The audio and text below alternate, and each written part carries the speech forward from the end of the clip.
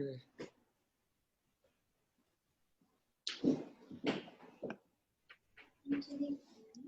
Hi, Sid. Can you hear me? Hi, Coach. All right. I can hear you. Can you activate your audio lang? Ay, your video? Para... Activate. Got it. Yan. Ayun. All right. Got it.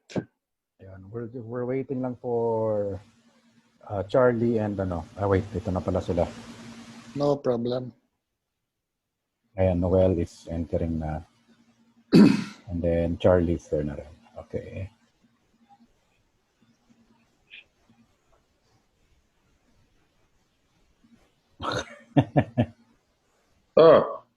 Ano ba ito ginagawa ko? Si Charlie. Ayan na siya. In-enter ko na rin siya. We're recording this right now. So, sana naghilamos. Bawal na magmura. Yes. Coach! May edit naman eh. How are you, Noel? How are you, Coach? Kamusta? Ayos lang. Home lang. At least I have something to do. Yeah. Kaya nga eh. Buti ka, nakakapag-ahit ka pa. Kami, wala nang ahit-ahit. Bakit? Oo nga, no? Wala na. Malagladiator. Oo. Wala akong video na naman. Video. Video. Start video. Yun. Dapat pa ganito, no? Baliktad. Yan. Yun. Okay. So, ayun, we got an early start, ano? So, Coach, welcome. This is a show na we thought of doing kaming tatlong oldies sa ESPN 5. Yep. I'm part of the oldies. Yeah. Lately kasi, ang daming palabas na, throwback games on PBA Rush. And yung kaming tatlo, we started reminiscing about the PBA in the 80s and 90s. And those were the days. We thought about talking about it with coaches and players who were actually there, who lived that era, no? Yep. So, and we were thinking about a name of the show. This is actually our maiden episode or pilot. So, sabi ko, why don't we think of something that Joe Cantada used to say all the time on the air? And si Noel nakaisip ng an eternity of basketball. So, walang katapusan, Walang katapusan. Bagay na bagay eh. Kahit na 10 seconds. Bagay. An eternity of basketball pa rin sa kanya yun eh. From here to eternity tayo niyan. Yep. Yeah. Galing yun, galing. So anyway, sige. We'll ask you about your coaching career. What happened during the 80s, 90s, up to 2000s. You won 9 championships. And siguro just take us back to that period in time. Start out with Charlie. You have a question now for... Yeah, if I remember, if I still remember. Charlie, you have any, Yeah, well, I wanted to jump into it right away, because Coach is was one of the longest tenured coaches in the PBA. Yeah. They always say, Bata ni Ron Jacobs yan, but could you really tell us how you got into coaching? Obviously, you were part of the national team. You had coaches when you were a player, so I suppose they influenced you one way or another. And then after your stint with Northern Consolidated, slowly naging coach ka na. But how was that? Who the greatest? How have these coaches influenced you as the years went on? Because obviously you had to evolve as a coach as the years went on. Well, I started playing, LaSalle, and then the national team under Coach Ron. Pero wala naman inkling sa akin na magko-coach ako. I really wanted to just, have a job, have an 8-hour job, and then walang inkling of playing. You want to, pero walang inkling na gagawin mong profession, yung either a player or a coach. Pero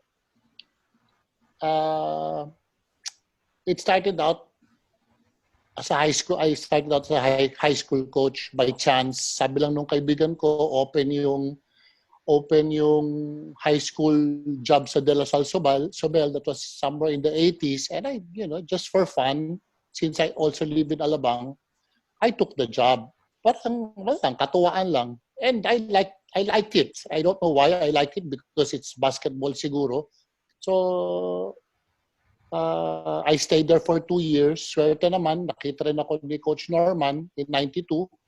And then he got me as an assistant coach in 92. Then from there, tuloy-tuloy na yung coaching career ko. But it was really, if you say by luck or by chance.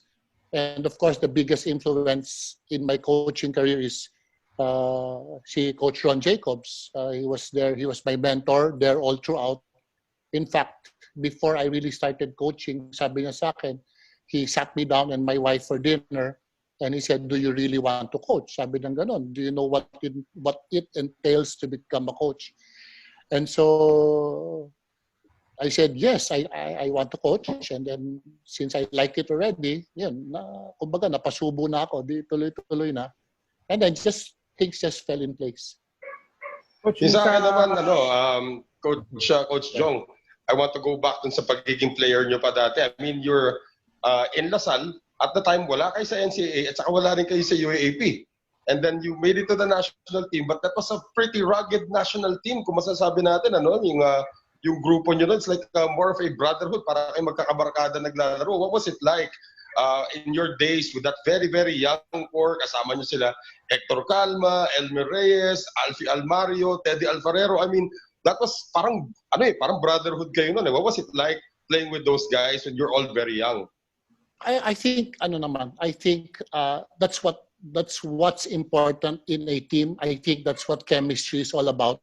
It's not chemistry within the basketball court, because chemistry starts outside, in my opinion, it starts outside the basketball court. And your chemistry outside the basketball court translates to chemistry inside the basketball court, because you're like a family, you're like a brotherhood, as you said, So, yun ang importante talaga sa isang team is your how you get along not only inside the basketball court but more so outside the basketball court. Kaya sa isang team, meron isang leader dyan that gets those players together. Have dinner every once in a while, have few drinks every once in a while outside of the basketball court. Yun. Coach, so you also played for Northern Consolidated, pero you weren't drafted sa PBA, ano? Hindi kayo na... Yeah, I think kasi yung 1988, if I'm not mistaken. I'm not very sure.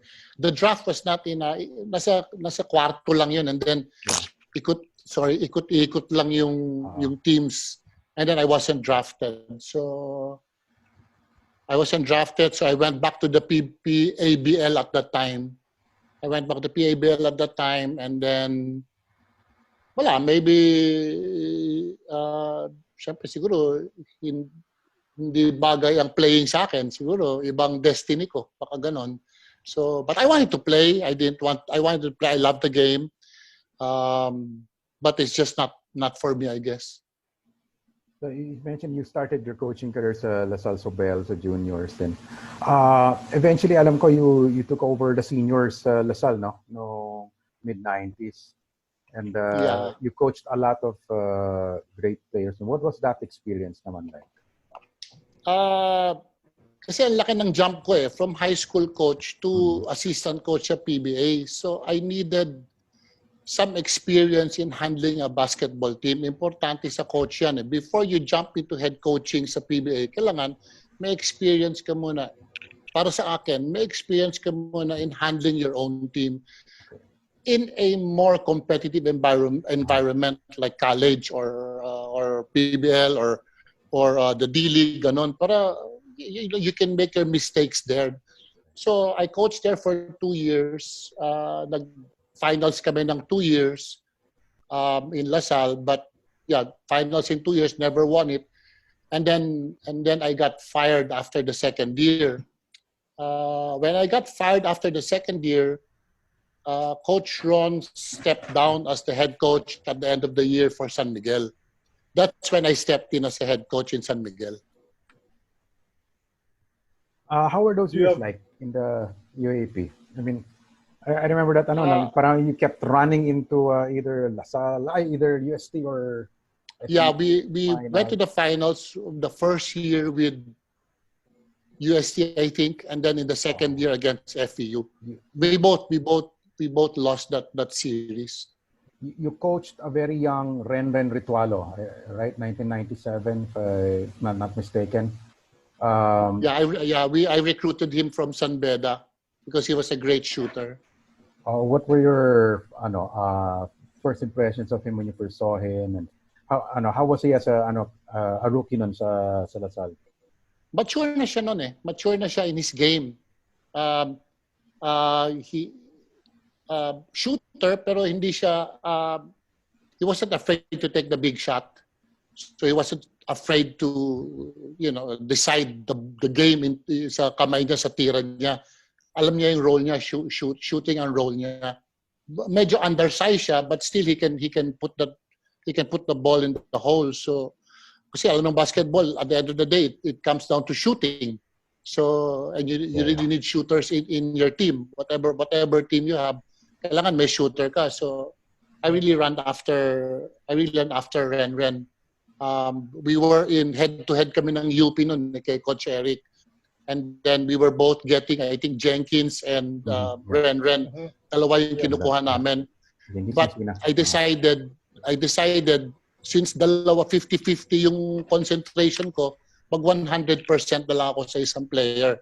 So I ran after Ren. That's what happened pala. Yeah. Charlie, you were about to say something. That was the power tandem naman ng San Beda talaga, was Jenkins and Ren. Yeah. Correct, and they were good players. They won the championship, I think. Yes. Inside outside duo yan as a pair. But Coach, so you were under Coach Ron Jacobs, and then there was a time Norman Black as well. Do they have any similarities in the way that they handle their teams? And then what did you take away that you've brought until today from each of those two great coaches? So si Coach Norman, they have similarities. They're both very disciplinarians. Gusto ni Coach Norman, ito tatakbo natin, ganito ang gawin natin.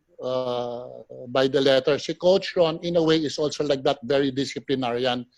But he gives you a little bit more freedom. Less plays, more read and react on the offense. And then he emphasizes more on the defensive end. Si Coach Norman, depends rin ang gusto ni Coach Norman. So, pero mas structured yung offense ni Coach Norman. So I got that structured type of offense from Coach Norman. Tapos konting nung kay Coach Ron na medyo may freedom. And then I put both his defensive philosophies together. So yun ang I'm very lucky nga that I was under all these great coaches. Grand Slam coach si Coach Norman, national team coach si Coach Ron. So swerte ako kasi malaking bagay yung I really advise this coaches coming in to have a mentor. Kailangan may mentor ka. Hindi ka basta sasabak-sabak sa isang sitwasyon na wala kang taong pwede mong kausapin in times of need or in times of improvement. Kailangan meron ka talagang mentor. Coach, punta naman ako sa 2002. Alam natin medyo naging heartbreak year sa atin yun para sa Asian Games. A game that maraming sabi we should have won but we didn't win. So take us back to that game against Korea nung niloko nga si Vicky Fabis. Ang ganda ng kuha niya sa dyaryo the next day na umiiyak siya sa court eh. So take us back to that game and what could we have done to alter that outcome if ever? Well, ito sa wala ka nang magagawa. Kumbaga from your like this, I built ang prinsipyo namin ni Coach Ron, ang prinsipyo namin ni Coach Ron is try to build a team that you can beat Korea, not China, because you have to beat Korea in order to get to China. Yun ang prinsipyo namin noon at that time. So we try to build a team that can defend the Koreans. Never mind China. So ganun ang konsepto nung pagkuha namin ng player para sa national team. So from day one to that game versus Korea, puro Korea lang yung emphasis namin. All right. So all right. Going back to the last probably minutes of the fourth quarter, we were in the game the whole time, no problem. The game was going up and down, but come to that last minutes of the game, we missed 4 free throws, all right? And then before Olsen shot those 2 free throws, we had 2 fouls to give, and I think I had 1 or 2 timeouts left, if I'm not mistaken, before Olsen shot the shot. So I looked down the other bench, and the Koreans didn't have a timeout. So I was deciding, do I call a timeout or do I not call a timeout? So with that split-second decision, I decided not to call a timeout before the free throw. So, yun. So, wala eh. Kasi your mind is running. If you call a timeout, that gives them time to set up something. Now they're now you give them the pressure to run something that's out of their na walang structure, so bara-bara lang sila. So that was my thinking. Well, they fumbled the ball. Alam ko they fumbled the ball. Oh, natapik ni Dondon. Dondon had the ball. He lost the ball. Napunta kay Lee Sang-min, natira, shumyut. So ganon. And I knew we had 2 fouls to give, but I don't think there was really a legit chance to foul them at the right time. Not too early or not too late. Kasi nag-scramble na ng bola eh. So they didn't really have a chance to foul it at the right time, I think. So that's what happened. Well, sorry, nirelive lang natin because for me that was one of the games that really stood out sa Philippine team na participation natin sa Asian Games. Sa akin naman sa PBA, Coach, just a follow-up question, of all of the 9 championships that you won, what was your favorite one if ever you had one?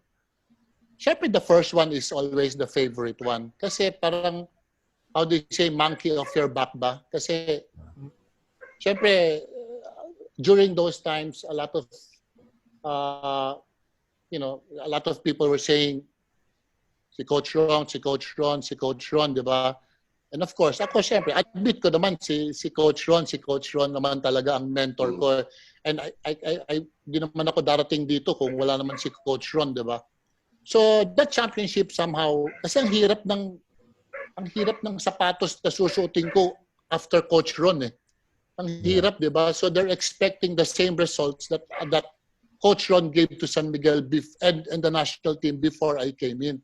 Ang hirap. So yung pressure sa akin talagang sobra. So that championship, regardless of who they give the credit to, gumaan yung pakiramdam ko. Kumbaga ganun, parang gumaan yung pakiramdam ko dahil nag-champion na rin ako. Parang ganun. Oh. Yung mga pyesa nyo rin kasi doon, parang ang dami ng pyesa na hinog na eh. Kung hindi pa nag-champion to, baka mamaya kayo ang isipin na baka si Coach Jong ang may problema, di ba? Totoo yan. Pero ganito na yan. Before it happened, remember, nasa amin si Danny Ay at saka si Danny S. Exactly. Pero natalo kami sa All Filipino. So, ibig sabihin, may Kula and then si Nelson, which I could not play those 3 great players the same minutes. Hindi pwede, imposible talagang 3 great players that need the ball for the same number of minutes. So medyo nagkakaroon kami ng medyo tampuhan ni Nelson kasi nung panahon ni Coach Ron, 40 minutes si Nelson, lahat ng bola sa kanya. So pagdating ko, nagkakaroon ng iba. So, pero hindi naman kami galit sa isa't isa. We're just professional tampuhan. So, and Nelson, in fairness to Nelson, he asked for a trade. Parang wala na ng gulo, di ba? He asked for a trade. So we really needed other pieces of the puzzle. Role players. We needed role players para mabuo yung sistema na gusto namin i-implement sa San Miguel noon. Because okay na kami sa go-to guy eh. Danny S, yun na yung go-to guy namin. So, paano yung shooter namin?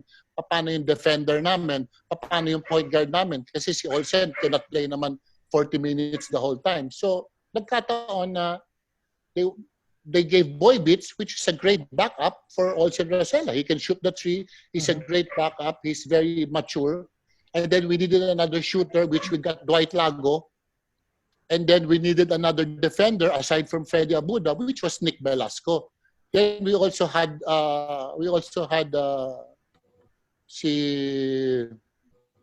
what's his name? Mustre. Big guy from Pop Cola. Bolado. The lucky man Bolado. Kaya kami nag-champions kahit sa Bolado, kay Chris Bolado. May he rest in peace, ano. Pero yun, he was a great practice player talaga. Ang bait, and he helped a lot in the team. So ganun na nangyari yun. Paano nabuo yung San Miguel? It's through trades. Some things happen, and then some things parang it just falls in place. So that was your story, Coach, about San Miguel. So when you entered as head coach, you had to make some changes, apparently, di ba? But when you entered, yes. how about your other teams? When you became coach of Ginebra, when you became coach of TNT, did you see that the pieces were there already, or were you already thinking we'll have to do this trade, that trade? What's your mindset entering your head coaching jobs in those subsequent teams to San Miguel? Yeah, pagpasok ko sa Ginebra,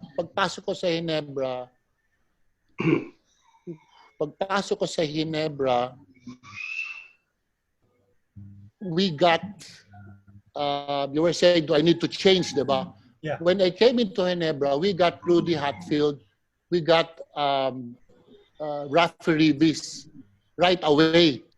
Kasi meron akong Eric Menk, meron akong JJ, and meron akong Mark. So those are three guys that need the basketball also. Pero different positions. So okay lang yun.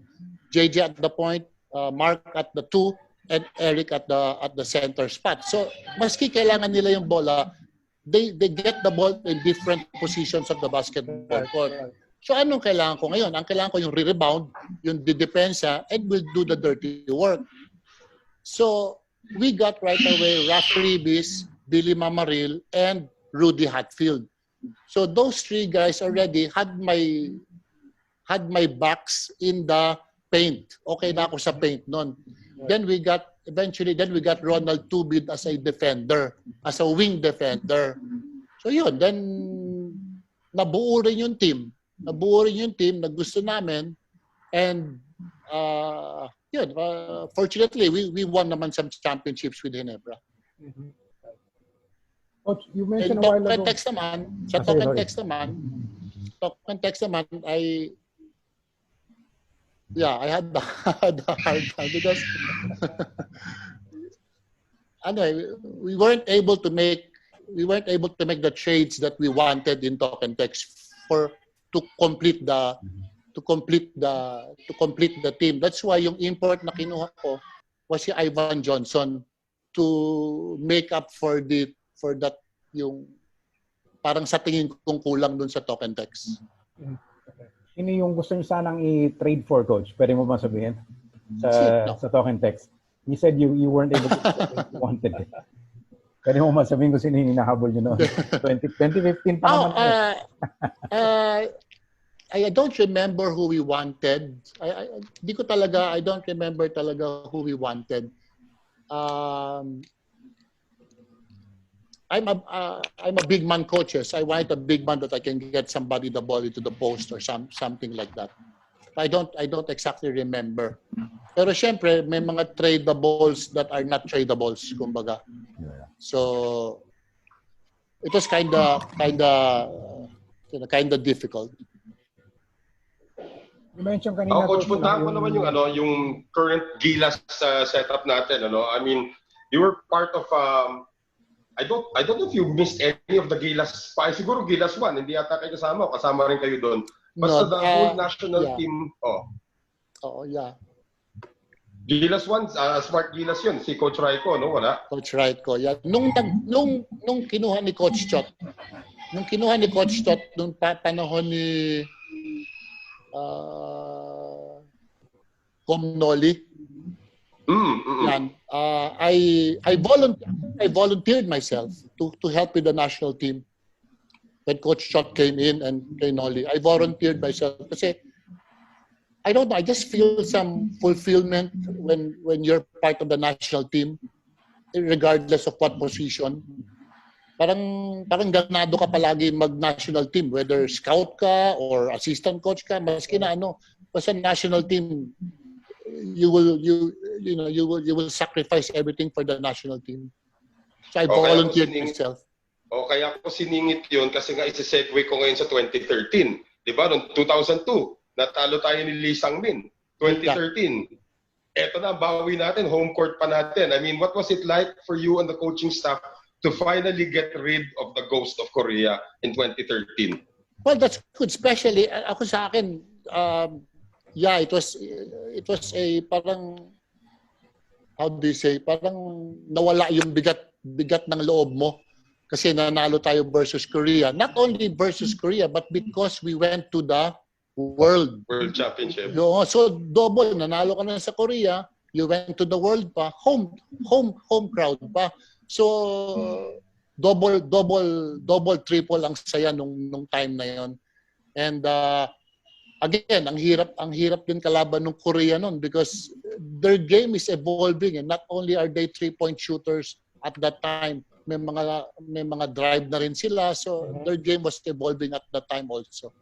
Pero no second half noon, wala na si Marcus Dautit. All Filipino na tayo. Si Mark Pingris na sentro natin. What did you tell them nung wala si Dautit na, guys, kaya ba natin to? Alam mo, when ako experience ko as a player and as a coach, pag suot mo yung Pilipinas, wala nang motivated. You don't need to be motivated.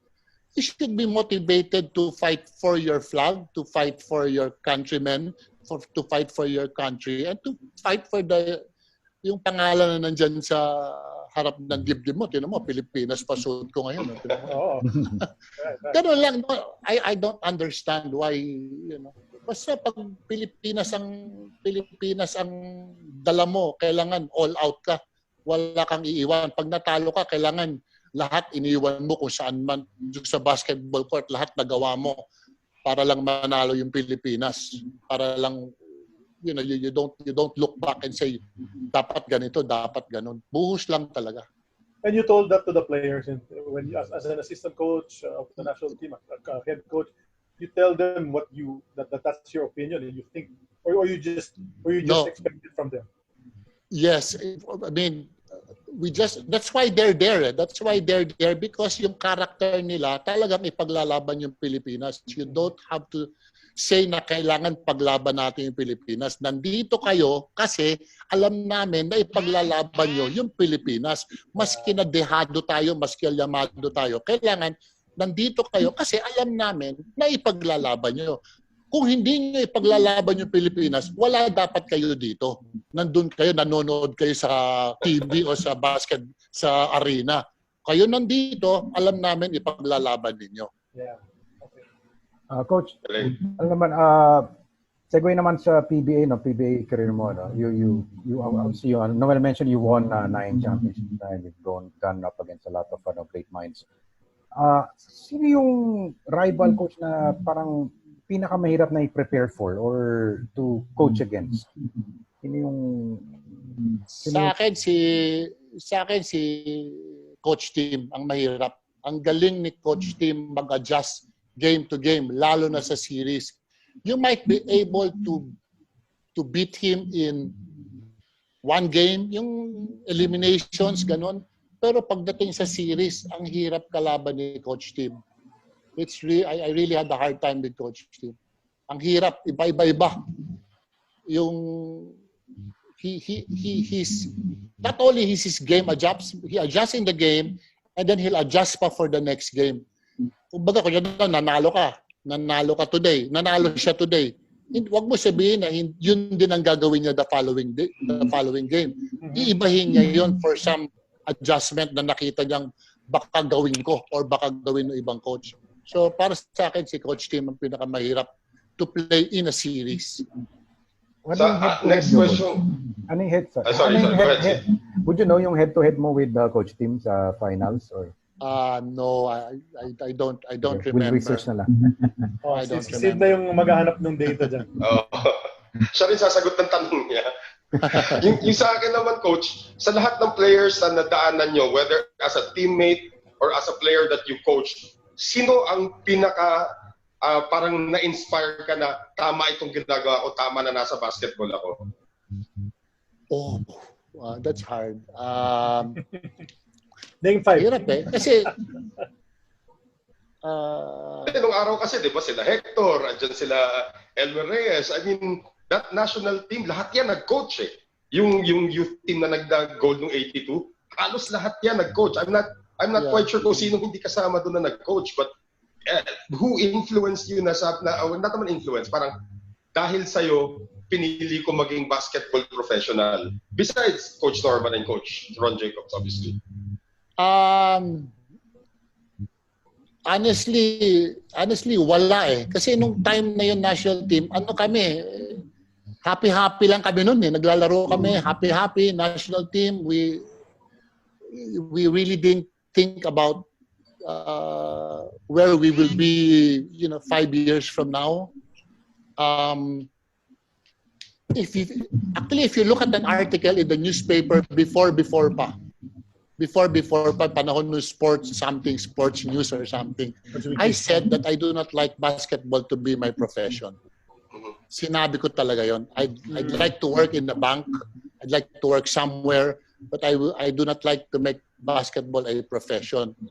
Pero, maski na anong iwas ko sa basketball, dito rin ako dinadala eh. Kumbaga, iwas ako dito, pero binabalik ako sa basketball eh. Ewan ko kung bakit. So, imbis na pilitin ko ang sarili ko na maghanap pa ng ibang pagkakitaan, kumbaga. Dito na lang ako sa basketball. Gusto ko pa. Parang it just pulls you back in, ha? Parang gano'n. Sure. Diba? Yeah, that's correct. Every time you try to get out, it just pulls you back in. That's exactly right. That's the best way to put it. And that's why, I enjoy the game. And then it just becomes my profession. So, parang, at least kumikita ka, na-enjoy mo yung ginagawa mo. Saka, di ba, as they say, saan ka maghahanap ng ganun? Di ba? So, I don't think anyone influenced me. I think destiny was the one who got me here into basketball, into coaching. Destiny. Coach, sige coach, ako last hirit ko lang dito. I'll give you a list of 5 players and you tell me how much of an honor has it been being around this player, not necessarily coaching but being around this player. Unahin ko, Hector Calma. Well, Hector Calma, we are good friends on and off the court. He is a quiet leader. Kaya I admire him very much kasi quiet leader siya. He doesn't say much, but we as teammates respect him kasi hindi siya mayabang. He is not hard to get along with. He's so easy to get along with. Yet he has a big effect on the game and a big effect on us because of him being so humble. Okay, next player ko, Jimmy Alabag. Jimmy Alabag is a different leader. Maboka si Jimmy. And what he says, nakikinig rin yung mga player. Not only does he talk, but he also is an example, as a good example to the players. That's why a Jimmy Alabag type of player is very important to a basketball team. Whether he is a player, a coach, or a manager. Malaking bagay si Jimmy Alabag type of leader. Okay, next, number 3. Tapusin ko na ito mabilis, guys. Danny Siegel. Danny Siegel, medyo kailangan laro-laro mo si Danny Siegel. Great offensive player, is a great guy off the court. Of course, kaibigan ko si Danny Siegel, but you have to be patient with him a little bit in the basketball court. But we are very good friends. But we are very good friends with Danny Siegel, and he knows his basketball. Alam niya kung ano yung basketball niya, and he knows what he has to do in the game. And si Danny Siegel, bigay mo yung bola sa kanya, he will deliver. Oh, bibigyan kita ng pang-apat na ganyan din. Eric Menk. Eric Menk also, medyo si Eric Menk, you know, he has his ups and downs. But when he has his ups, kasi we are professional coaches. We have to be able to deal with the psychology of the professional basketball players. We are not like college. So you have to give some leeway to professional basketball players. And Eric Menk was one of them. But when he's on his high game, in fact, in the championship, I don't know what championship that was against Air 21. The championship, si Eric Menk he carried us in that game. He really carried us in that game because alam ni Eric Menk kung kailan siya kailangan talaga. So being a professional, alam ni Eric Menk kung when he is needed the most. And really serious talaga si Eric Menk sa profession niya. Okay, last name. Magugulat kayo dito sa last name. Shot Tangkinsen. Shot Tangkinsen, great assistant coach, great friend. Coach Ron got him kasi ang work ethic niya is 100%. He may not have the skills to be a great basketball player, but he has the 100% attitude and character to be a great person, a great coach, and a great assistant coach. That is why I like him as my assistant coach all the time. Salamat, Coach. I have nothing further. Okay, Coach, maubos na yung oras natin sa Zoom. Very quickly na lang, last question. Can you just name the 5 best players you have ever coached? Mauunahan nyo si ano Well, the 5 best players I coached, it's hard to just name 5. Ang dami yan. Because in San Miguel, you already have 3. You know who they are. In Ginebra, you already have 4. And in 4 or 5. In Toketex, you have already, you have Jimmy and Jason. So, it's hirap to have the 5 that you, because you admire all these players that have given you these championships that you owe them your career. Diba? Kasi kung hindi sila, wala rin yung career mo.